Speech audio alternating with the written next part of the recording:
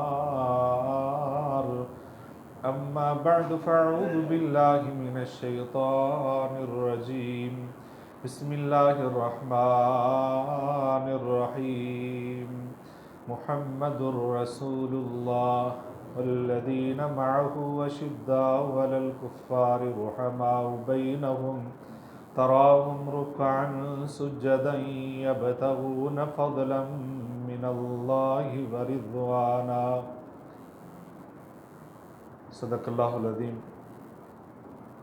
تمام قسم کی تحمیدات، تمجیدات، تکبیرات، تقدیسات اور تحلیلات اللہ رب ذوالجلال والاکرام کے لیے بے شمار لا تعداد ان گنت بے حد و حساب درود و سلام سرور کائنات امام الانبیاء حضرت محمد الرسول اللہ صلی اللہ علیہ وسلم کی ذات مقدسہ مطہرہ پر بے شمار رحمت نازل ہوں، اہل بیت پر، صحابہ کرام پر، تابعین اعظام پر، اولیاء کرام پر اور ائمہ کرام پر۔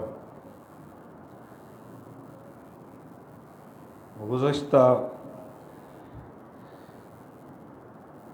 کئی جمعات سے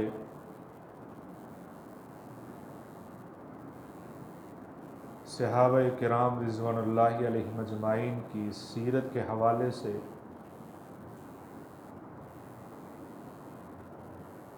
مختلف پہلوؤں پر گزارشات جاری ہیں۔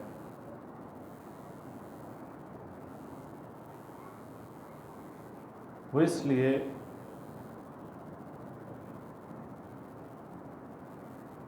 موجودہ حالات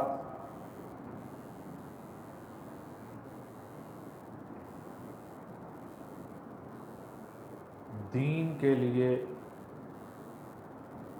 اور دین والوں کے لیے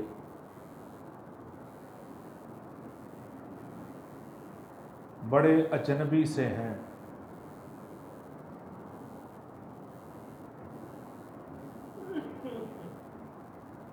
اور جو دین کی بات کرتا ہے، صحابہ کی عظمت کی بات کرتا ہے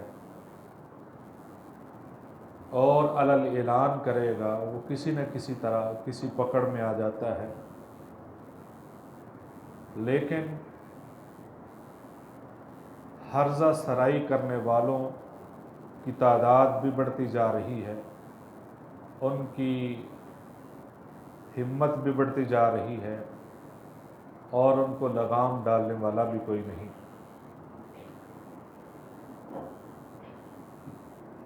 کچھ سوشل میڈیا کی وجہ سے کم علم نوجوان کشمکش کا شکار بھی ہیں۔ کچھ ایسے مواد کی وجہ سے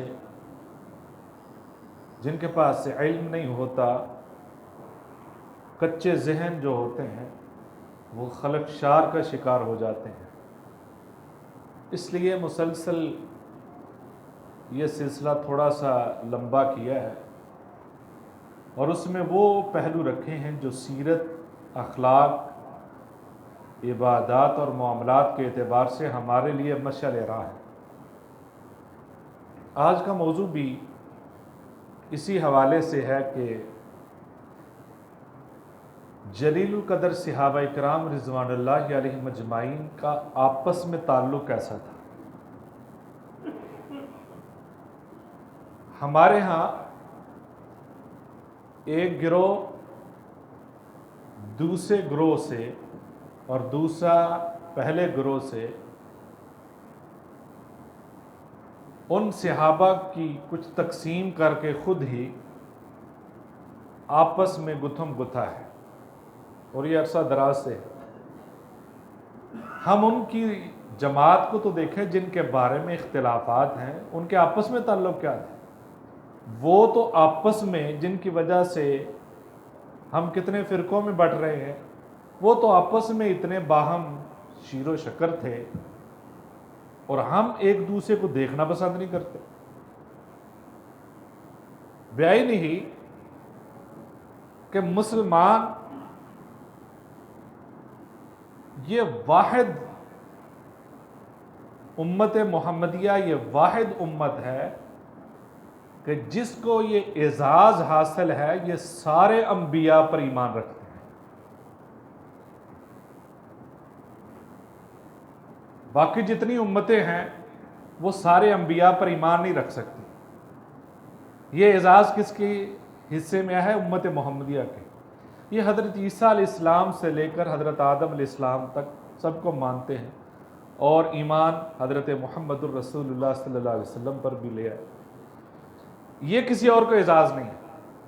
اور جو اہل سنت، اہل حدیث کا عقیدہ رکھتے ہیں، صحیح سنت کے منہج کو، صحیح حدیث کے منہج کو جاننے والے ہیں، یاد رکھیں کہ اہل حدیث ہی اہل سنت ہیں، اہل سنت ہی اہل حدیث ہیں۔ حدیث وہ بات ہے جو رحمت کائنات صلی اللہ علیہ وسلم نے زبان مبارک سے ادا کی ہے۔ سنت وہ ہے جو ادا کی گئی ہے، اس پر عمل کرنے، اس کو سنت کہتے ہیں۔ جو دونوں کو مانتے ہیں وہ اہل حدیث بھی ہیں، اہل سنت بھی ہیں۔ اور جو سنت سے پیچھے ہٹ جائے، حدیث سے پیچھے ہٹ جائے، نہ وہ اہل حدیث ہے نہ وہ اہل سنت ہے۔ یہ عقیدہ پہلے درست ہونا چاہیے۔ اسی طرح اہل حدیث اور اہل سنت، ان کو بھی یہ اعزاز حاصل ہے کہ وہ حضرت ابوبکر صدیق رضی اللہ تعالیٰ عنہ سے لے کر حضرت خدیجہ رضی اللہ تعالیٰ عنہا سے لے کر آخری صحابی حضرت طفیل رضی اللہ تعالیٰ عنہ تک سب پر ایمان رکھتے ہیں۔ لا نفرق بین احد، ایمان کے اعتبار سے کسی میں کوئی فرق نہیں رکھتے۔ یہ اعزاز کس کو حاصل ہے؟ یہ بھی حدیث والوں کو، سنت والوں کو حاصل ہے۔ لہذا ہمارا یہ عقیدہ ہے، ہم کسی صحابی کو ایمان کے اعتبار سے کمتر نہیں سمجھتے۔ وہ سارے ہی ہمارے لیے عظیم ہیں، اور وہ سارے ہی ہمارے لیے باعث تکریم ہیں۔ ہم کسی کے اندر کوئی بھی ایماننے کے اعتبار سے فرق کرتے ہیں۔ ہاں، اللہ نے جو ان کو قدر و منزلت کے اندر اللہ نے جو فرق رکھا ہے وہ اللہ کی طرف سے۔ تو باہم میں یہ عرض کرنا چاہتا تھا کہ حضرت ابوبکر صدیق رضی اللہ تعالیٰ عنہ، حضرت علی رضی اللہ تعالیٰ عنہ، یہ خلفائے اربعہ کا آپس میں کیسا تعلق تھا اور کتنی محبت تھی کہ حضرت اسماء رضی اللہ تعالیٰ عنہ یہ مسلمان ہوئی تو ان کی پہلی شادی حضرت جعفر بن ابی طالب سے ہوئی تھی رضی اللہ تعالیٰ عنہ، جن سے 3 بیٹے پیدا ہوئے، حضرت اون، عبداللہ اور محمد رضی اللہ عنہ۔ یہ 3 بیٹے ان کے پیدا ہوئے۔ ان کے بعد حضرت اسماء کی شادی حضرت ابوبکر صدیق رضی اللہ تعالیٰ عنہ سے، وہ ابو طالب کے بیٹے تھے۔ اور پھر ان کے بعد کس سے شادی ہوئی ہے؟ اسماء رضی اللہ تعالیٰ عنہ کی حضرت ابوبکر صدیق رضی اللہ تعالیٰ عنہ سے۔ اور ان کی دنیا سے جانے کے بعد اور ان کے ہاں سے اللہ نے ایک بیٹا عطا فرمایا جس کا نام محمد بن ابی بکر تھا رضی اللہ۔ اس کے بعد حضرت اسماء کی شادی حضرت علی رضی اللہ تعالیٰ عنہ سے ہوئی۔ آپس میں تعلق ہوتا، کہیں کوئی فرق ہوتا تو ایسا ہو سکتا ہے پہلے بھی ابی طالب کے بیٹے سے، بعد میں بھی ابی طالب، اور ان سے پھر حضرت یحییٰ پیدا ہوئے ہیں۔ تو یہ رحمت اللہ علیہ، تو یہ ایک سلسلہ ان کا باہم تھا۔ اسی طرح ایک ایسے مذہب والے سے سوال کیا گیا، دلائل النبوہ کے اندر یہ واقعہ موجود ہے، اہل تشیع کے کسی عالم دین سے، آپ بتائیں کہ حضرت ابوبکر صدیق افضل ہیں یا حضرت علی افضل ہیں؟ میں نے کہا حضرت ابوبکر صدیق افضل ہے۔ میں نے کہا آپ کیسے، آپ تو یہی تو جھگڑا ہے، آپ نے یہ کیسے مان لیا؟ انہوں نے کہا الا ان خیر، حضرت علی رضی اللہ تعالیٰ عنہ نے منبر پہ کھڑے ہو کر یہ ارشاد فرمایا تھا کہ ان خیر هذه الامت بعد نبیہا ابو بکر و عمر، رحمت کائنات صلی اللہ علیہ وسلم کے بعد سب سے عظیم کوئی ہستی ہے تو حضرت ابو بکر اور حضرت عمر فاروق رضی اللہ تعالیٰ۔ کہتے ہیں میں حضرت علی کو کیسے کذاب کہہ سکتا ہوں؟ ہم کہتے ہیں کبھی وہ جھوٹ نہیں بول سکتے، لہٰذا یہ انہی کا فرمان ہے، ہمارا بھی یہ عقیدہ ہے۔ جو سمجھتے تھے ان کے ہاں بھی یہ معاملہ تھا۔ اور اسی طرح اس ذوالغابہ کے اندر یہ روایت موجود ہے کہ حضرت ابوبکر صدیق رضی اللہ تعالیٰ عنہ جب شدید بیمار ہوئے تو کھڑکی سے چہرہ باہر نکال کر اعلان کیا اور آواز دی کہ میں سب لوگوں سے ایک عہد لینا چاہتا ہوں، کیا تم میری بات پہ رضامندی کا اظہار کرو گے؟ اب ظاہر بات حالات نظر آ رہے تھے کہ یہ کیا عہد لینے چاہتے ہیں، خود اتنے شدید بیمار ہیں اور مریض کی حالت دیکھ کر اندازہ ہو جاتا ہے کہ دنیا سے رخصت ہونے والی ہے، اور اسی انداز میں یہ بات کرنا چاہتے ہیں۔ حضرت علی رضی اللہ تعالیٰ عنہ کھڑے ہوئے اور کہا ابوبکر صدیق رضی اللہ تعالیٰ عنہ جو آپ کہنا چاہتے ہیں میں اس کا جواب دیتا ہوں، ہم آپ کے بعد اگر کسی کو اپنا خلیفہ مانتے ہیں تو وہ حضرت عمر فاروق کو مانتے ہیں رضی اللہ تعالیٰ عنہ۔ یہ کس نے کہا؟ حضرت علی رضی اللہ تعالیٰ عنہ۔ ان کا آپس میں اتنی محبت کہ محمد بن حنفیہ یہ کہتے ہیں کہ میں نے ابا جان سے پوچھا، یعنی حضرت علی رضی اللہ تعالیٰ عنہ سے پوچھا، بتائیں کہ رحمت کائنات صلی اللہ علیہ وسلم کے بعد سب سے افضل کون ہے؟ حضرت علی رضی اللہ تعالیٰ عنہ کہا حضرت ابوبکر صدیق، کہا حضرت عمر فاروق رضی اللہ عنہ۔ میں نے کہا آپ کا درجہ کہاں پہ ہے؟ انہوں نے کہا میں تو ایک عام سا مسلمان ہوں، عاجزی ان کے ساری دیکھیں، میں تو ایک عام سا مسلمان ہوں، یہ عظیم ہستیاں تھیں۔ یہ جواب اس انداز میں دیا، اور فاروق اعظم حضرت عمر فاروق رضی اللہ تعالیٰ عنہ ایک دن آپس کی محبت دیکھیں، ایک دن حضرت عثمان غنی رضی اللہ تعالیٰ عنہ اور حضرت علی رضی اللہ تعالیٰ عنہ، یہ تینوں ساتھی فاروق اعظم امیر المؤمنین ہے۔ کس وقت کی بات ہے؟ امیر المؤمنین ہے۔ ان دونوں کو ساتھ لیا اور باتیں کرتے جا رہے ہیں، اس جگہ گئے جہاں سرکاری اونٹوں کا اندراج ہوتا تھا، وہاں ان کو ساتھ لکھنے کے لیے کہ آپ لکھتے جائیں، یہ رجسٹر پہ چڑھاتے جائیں۔ تو وہاں گرمی تھی، حضرت علی رضی اللہ تعالیٰ عنہ فرماتے ہیں کہ عمر فاروق رضی اللہ تعالیٰ عنہ نے خود ہمیں سائے میں بٹھا دیا، ایک جگہ سایہ تھا، اور خود دھوپ میں کھڑے ہو گئے۔ ظاہر بات ہے جب بڑے تھے حکم دیتے تھے، وہ حکم بھی مانتے تھے، تو انہوں نے کہا اب یہاں بیٹھیں۔ حضرت عثمان غنی رضی اللہ تعالیٰ عنہ حضرت علی رضی اللہ تعالیٰ سائے میں بٹھایا رضی اللہ عنہ، اور خود دھوپ میں کھڑے ہو کر ان کو تفصیل بتا رہے ہیں، یہ اونٹ اتنا ہے، اس کا یہ رنگت ہے، اس کی یہ نشانی ہے، وہ سارا اندراج دھوپ میں کھڑے ہو کر کروا رہے ہیں۔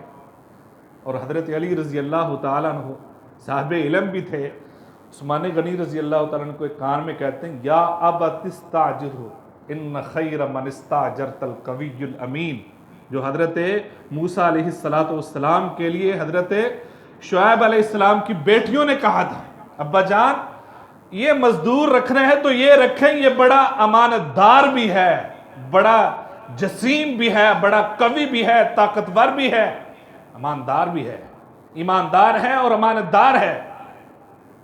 کہتے ہیں حضرت عثمان غنی رضی اللہ تعالیٰ کی یہ جو آیت ہے نا، یہ حضرت عمر فاروق پہ فٹ بیٹھتی ہے، ایسا امانت دار اور کہیں نہیں ہے، یہی وہ قوی الامین ہے، یہی وہ شخص ہے جو سب سے امانت دار ہے، یہ عظیم ہستی ہے۔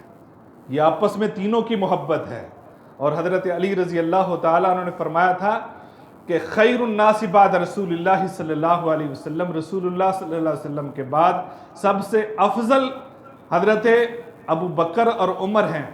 لا یجتمع حبی و بغض ابی بکر و عمر رضی اللہ عنہ، کہتے ہیں کہ نبی صلی اللہ علیہ وسلم کے بعد سب سے عظیم ہستیاں حضرت عمر فاروق اور حضرت ابو بکر صدیق رضی اللہ تعالیٰ عنہ۔ اور اگلی بات کیا ہے؟ لا یجتمع حبی و بغض ابی بکر و عمر، کہ فی قلب مومن، کہ جو مومن ہے، جو کوئی مومن ہے اس کے دل میں میری محبت یعنی حضرت علی کی محبت اور ابو بکر صدیق اور عمر فاروق کا بغض، یہ دونوں کبھی اکٹھے نہیں ہو سکتے، یہ دونوں کبھی اکٹھے نہیں ہو سکتے۔ اس کا مطلب کیا ہے کہ وہ مومن نہیں ہو سکتا جو یہ فرق کرے، محبت تینوں کی رکھے گا تو وہ مومن ہوگا، اگر ایک کا بھی بغض رکھے گا وہ مومن نہیں ہو سکتا۔ یہ حضرت علی رضی اللہ تعالیٰ عنہ کی کمال بات ہے۔ حضرت عبداللہ بن عباس رضی اللہ تعالیٰ عنہ فرماتے ہیں کہ حضرت امیر المؤمنین فاروق اعظم رضی اللہ تعالیٰ عنہ کو جب دنیا سے رخصت ہوئے، شہید ہو گئے، تو جنازہ اٹھانے سے قبل سب لوگ ارد گرد اکٹھے ہیں. ظاہر بات ہے وہ کس طرح کی ایک کیفیت ہوتی ہے، اور وہ امیر المؤمنین تھے، کس طرح کی سارے صحابہ اکٹھے ہیں، ارد گرد جمع ہے. اتنے میں میں نے محسوس کیا کہ میرے کندھے پہ کسی نے ہاتھ رکھا ہے. تو میں نے مڑ کے دیکھا تو وہ حضرت علی رضی اللہ تعالیٰ عنہ، اور کہہ رہے ہیں اے عمر، آپ کے بعد میرے لیے کوئی ایسی ذات نہیں بچی کہ جن کا عمل میرے لیے ایک مشعل راہ تھا، یعنی ان کی نیکی میرے لیے مشعل راہ تھی، آپ کے بعد اب نہیں وہ رہا. یعنی اتنا سلسلہ تھا. اور فرمایا کہ مجھے امید ہے کہ آپ ان ساتھیوں کے ساتھ رہیں گے جو جا چکے ہیں دو، یعنی حضرت ابو بکر صدیق رضی اللہ تعالیٰ عنہ، رحمت کائنات صلی اللہ علیہ وسلم.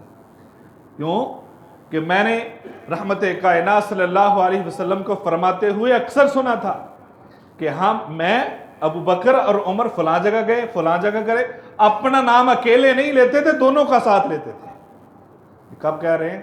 جب حضرت عمر فاروق رضی اللہ تعالیٰ عنہ کی شہادت ہوئی. ایک کمال بات 36 ہجری کی ہے. 36 ہجری کی بات ہے کہ 12-13 دن باہر گزارے تو کوفہ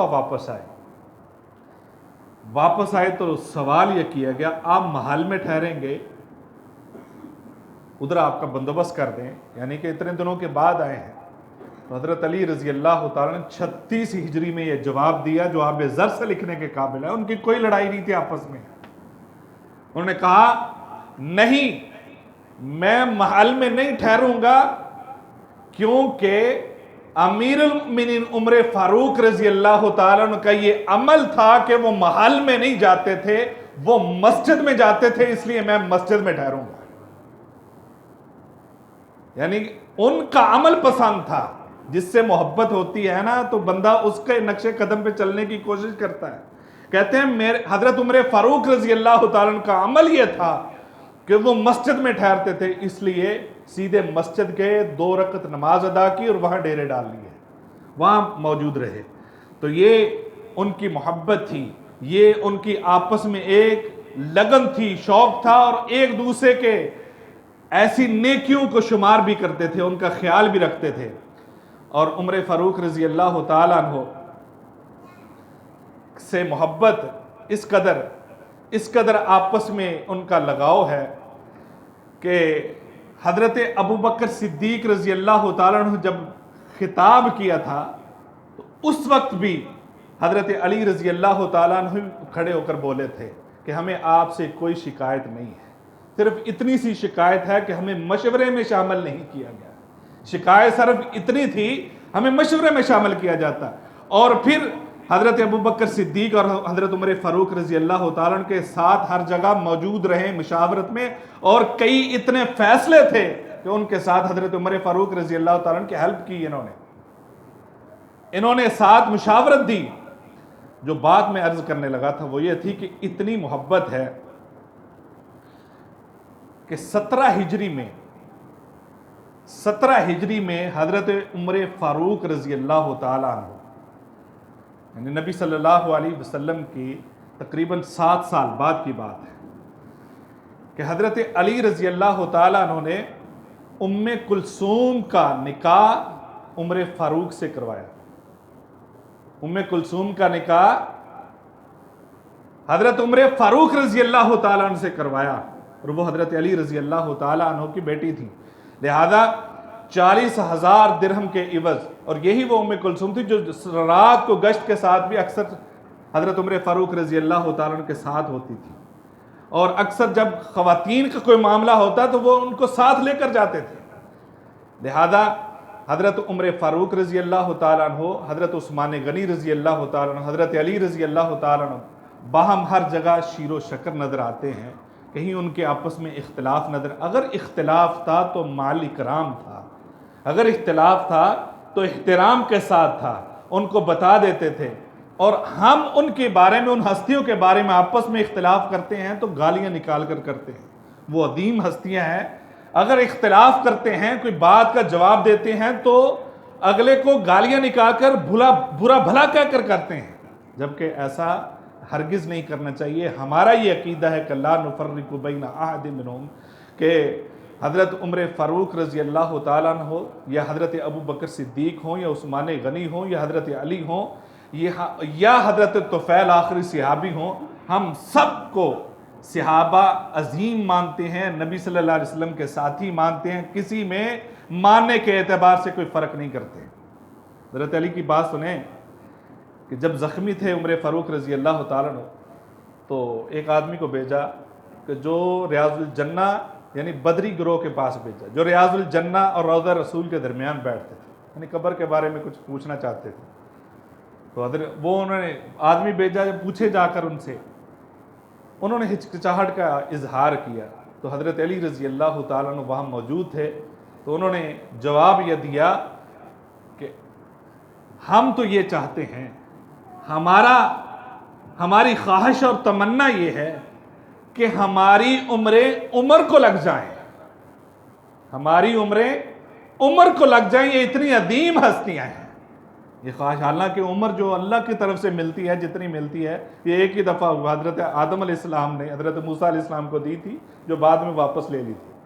اس طرح کسی کی عمر کسی کو نہیں لگتی، لیکن یہ محبت کا اظہار کیا کہ کاش ہماری عمر کو لگ جائے، اللہ ان کو مزید زندگی دے، ان سے دین کا کام لے لے۔ اور حضرت عمر فاروق رضی اللہ تعالیٰ عنہ کی ان سے محبت ہے۔ حضرت حسین رضی اللہ تعالیٰ عنہ سے کہا ایک دن، کہا بھائی میرے پاس کبھی کبھار آ جایا کرو۔ حضرت حسین رضی اللہ تعالیٰ عنہ ایک دن گئے تو عبداللہ بن عمر رضی اللہ تعالیٰ عنہ آگے ملے، ان سے پوچھا بھائی کیوں آپ باہر کیوں بیٹھے؟ کہا مجھے اب اندر جانے کی اجازت نہیں ملی۔ انہوں نے کہا میں اندر جانا چاہتا ہوں، مجھے نہیں ملی ابھی تک۔ یعنی ان کو یہ محسوس ہوا کہ جب ان کے بیٹے کو اجازت نہیں ملی تو مجھے کہاں سے ملے گی، لہذا وہ وہیں سے واپس آ گئے۔ کچھ دنوں کے بعد عمر فاروق رضی اللہ تعالیٰ عنہ کی ملاقات ہوئی، پوچھا بھائی حسین آپ آئے نہیں، میں نے آپ سے کہا تھا کہ بھی آیا کرو میرے پاس بیٹھا کرو۔ کہا جی فلاں وقت فلاں دن میں آپ کے پاس آیا تھا، عبداللہ بن عمر وہاں بیٹھے تھے، انہوں نے کہا تھا کہ مجھے بھی اجازت نہیں ہے اندر جانے کی۔ انہوں نے عمر فاروق رضی اللہ تعالیٰ نے کہا بھائی کیا سمجھتے ہو، وہ کہاں عبداللہ اور کہاں آپ، کہاں عبداللہ کہاں آپ کو آ جانا چاہیے تھا، آپ عبداللہ جیسے تھوڑی ہو۔ حالانکہ عبداللہ بن عمر کتنے بڑے فقیہ ہیں، کتنی عظیم ہستی ہیں، کہ متبع سنت اتنے ہیں کہ جہاں جہاں آپ نے جو کام کیا وہ سوال ہی پیدا نہیں ہوتا کہ عبداللہ بن عمر ویسے گزر جائیں۔